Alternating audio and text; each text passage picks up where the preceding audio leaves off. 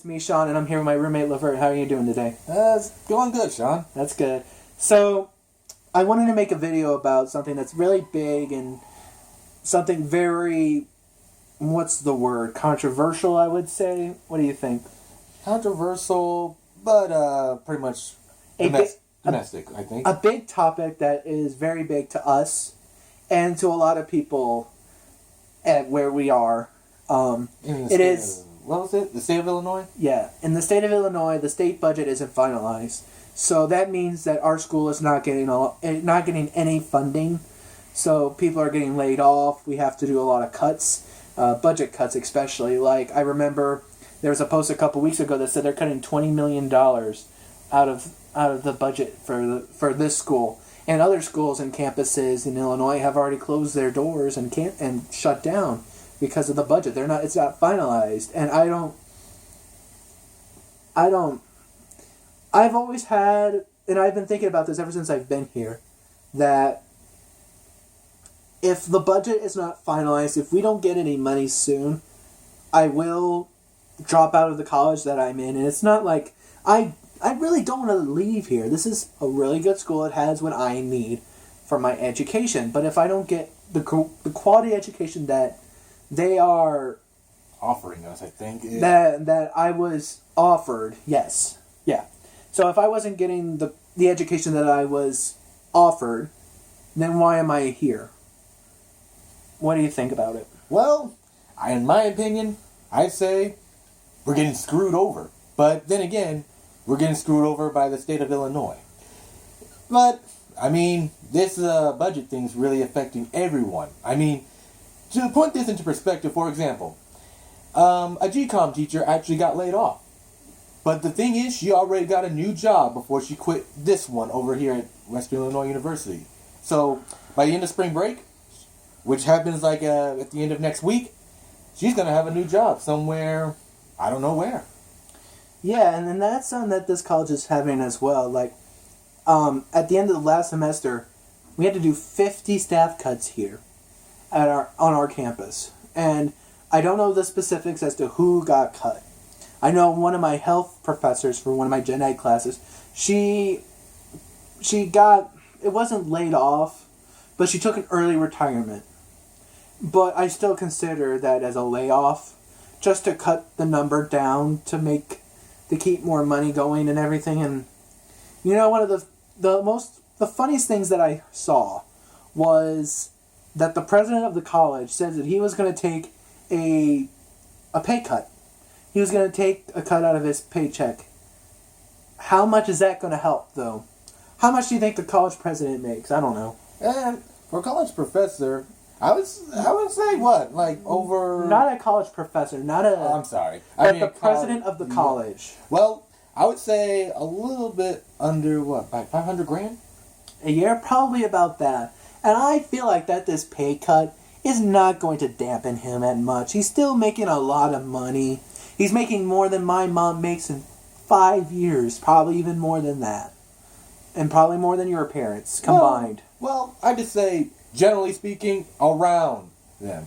Because I'm not going to go into specifics, but my dad works as a police officer, and my mom, she works for the state of Missouri at the career center. Mm-hmm. So they're both well respected in their fields with titles and responsibilities. So I won't compare their salaries to his, but I know they make a lot of money and they make a lot of good financial choices that pretty much led them to where they are now with me and where I'm here right now.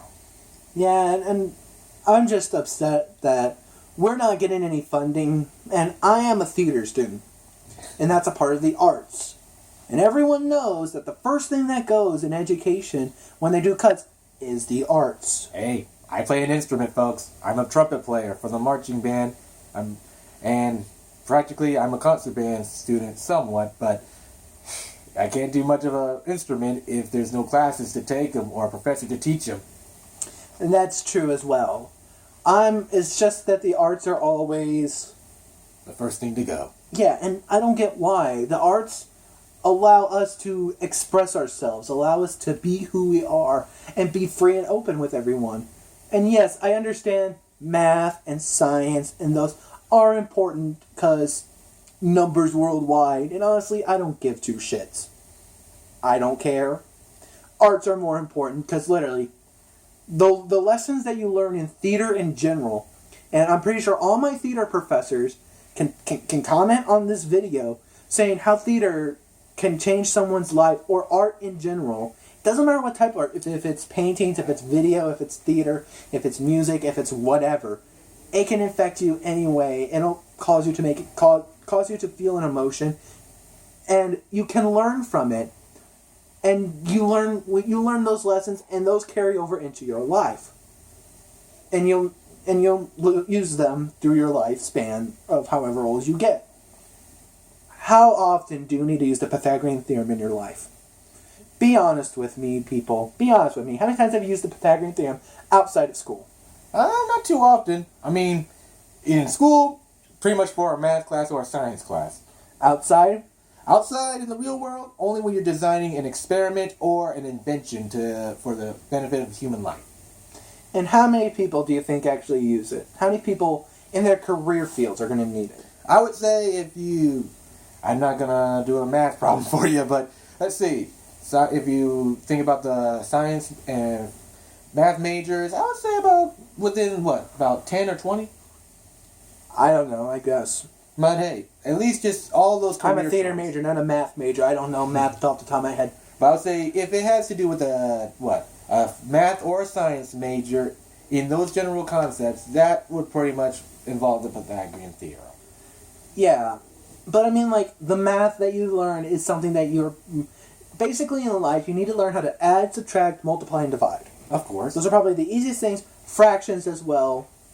I don't know if you really need anything else like quadratic functions, Pythagorean theorem, what other college, calculus, whatever. Hey, you also need to know how much money, or pretty much have some kind of state revenue of how much is this from the tens to the hundreds to the thousands. So percentages, yeah. So, and that's like fractions. A little. But anyway, so... But in decimal form, too. Don't forget that. Yeah, but my point is that most of the math that you've learned from grade school, elementary to college to beyond college, you're barely going to use 90% of it. Or actually, you're not going to use 90% of it in your everyday life.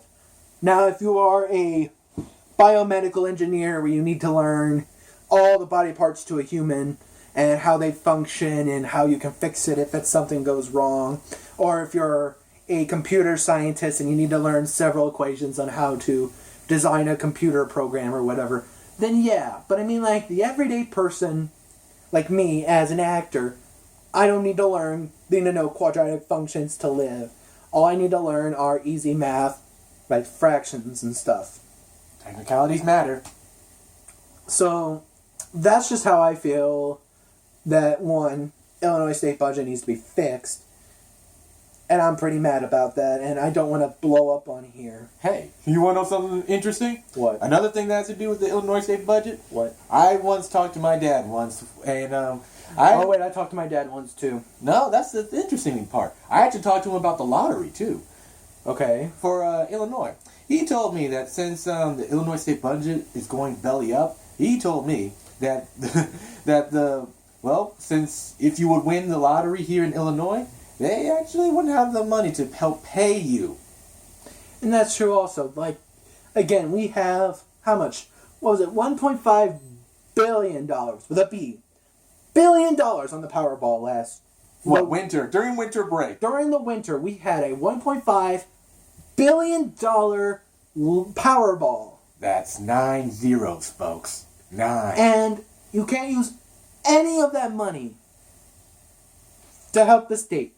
You can't use that money to pay for people's educations, to pay the teachers and stuff. You can't put your money to that, yet you have to go, you can give $1.5 billion to 30 people or 3 people or, well, no, take off taxes. You're still getting at least $500 million out of that. Hey, let me tell you, you could have just donated what? Pretty much like a fifth of that to the school? That would have been enough to keep us away for the rest of the semester. At least, yeah. So, I'm upset that that the government, that the federal government, can spend $1.5 billion, take that and give that to people freely from the lottery.